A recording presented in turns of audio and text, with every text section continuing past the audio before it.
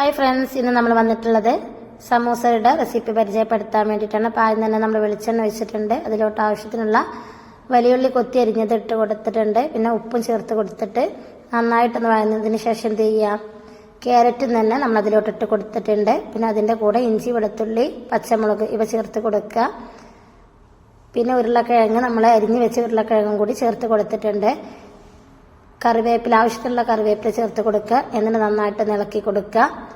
അതിനുശേഷം നമുക്ക് ആവശ്യത്തിനുള്ള മല്ലിച്ചപ്പും പുതിനയും കൂടി ഇട്ട് കൊടുക്കുക. എന്നിട്ട് നന്നായിട്ട് ഇളക്കി കൊടുക്കുക. എല്ലാ ഭാഗത്തും ഈ ഇൻഗ്രീഡിയൻസ് ഒക്കെ എത്തുന്ന രീതിയിൽ നമ്മളൊന്ന് നന്നായിട്ട് ഇളക്കി കൊടുക്കുക. ഇതൊന്ന് വഴന്ന് വരുമ്പോൾ ഇതിലോട്ട് ആവശ്യമായിട്ടുള്ള പൊടികൾ ചേർത്ത് കൊടുക്കണം. അതിന് മുന്നേ നമുക്ക് എന്ത് ചെയ്യാം, നമുക്ക് ആവശ്യത്തിനുള്ള ഫ്രോസൺ ഗ്രീൻ പീസും കൂടി ചേർത്ത് കൊടുക്കുക. പിന്നെ നിങ്ങളുടെ കയ്യിൽ സാധാ ഗ്രീൻ പീസ് ഉണ്ടെങ്കിൽ അത് ചേർത്ത് കൊടുത്താലും മതി. ഇനി ഇതിലോട്ട് ചിക്കൻ മസാല ചേർത്ത് കൊടുക്കുക. അതേപോലെ തന്നെ ഗരം മസാല, മഞ്ഞൾപ്പൊടി, കുരുമുളക് പൊടി ഇവ ചേർത്ത് കൊടുക്കുക. പിന്നെ കയ്യിൽ ചിക്കൻ്റെ ക്യൂബ് ഉണ്ടെന്നുണ്ടെങ്കിൽ അതും കൂടി ഒന്ന് ചേർത്ത് കൊടുക്കുക. പ്രത്യേക ടേസ്റ്റ് ആയിരിക്കും.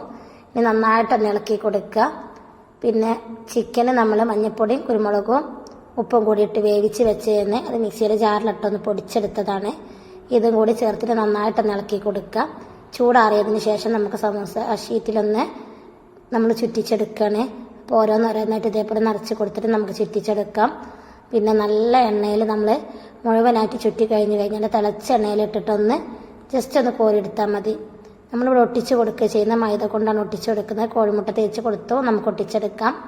നിങ്ങൾ വീഡിയോ ഇഷ്ടപ്പെട്ടാൽ ലൈക്ക് ചെയ്യുക, ഷെയർ ചെയ്യുക, കമൻറ്റ് ചെയ്യുക, സബ്സ്ക്രൈബ് ചെയ്യുക.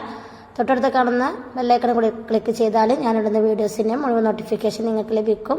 എന്തെങ്കിലും സംശയം കമൻറ്റ് ബോക്സിലൂടെ ചോദിക്കുക. Thank you for watching.